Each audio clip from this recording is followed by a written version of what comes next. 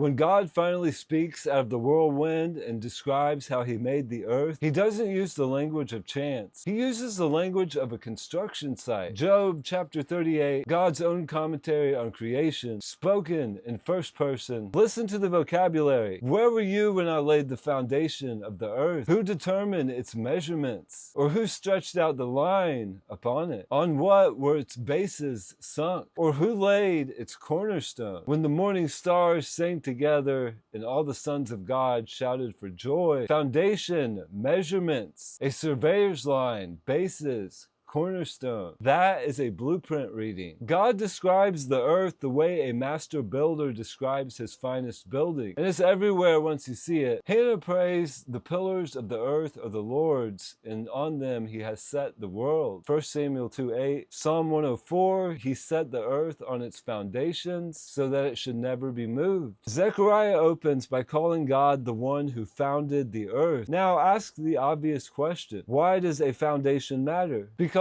foundations are what you build on when you intend something to last. Nobody pours footings for a tent city. Nobody lays a cornerstone for an accident. A cornerstone means the builder had a plan, an orientation, a design, and every other stone gets aligned to it. And don't miss the scene around the construction. The morning stars sang. The sons of God shouted for joy. Creation had an audience, and that audience was worshiping. Your home was built to be a soundtrack. Now follow the cornerstone forward, because Scripture never wastes an image. Centuries later, Peter stood up and says God has laid another foundation. Centuries later, Peter stood up and says that God has laid another cornerstone. Behold, I am laying in Zion a cornerstone chosen and precious. Jesus Christ, the same builder, starting his new creation the same way he started the first one, with a stone that everything else aligns to. So here's the question out of the whirlwind for you. Is your life aligned to the cornerstone, or are you building on the sand? What's the foundation you rebuilt your life on? Let us know in the comments. The earth has footings. Your faith can as well. Follow if you want scriptures read the way it was written, slowly and all the way down to the foundations. Stay tuned, stay awake, keep your heart fixed on Christ.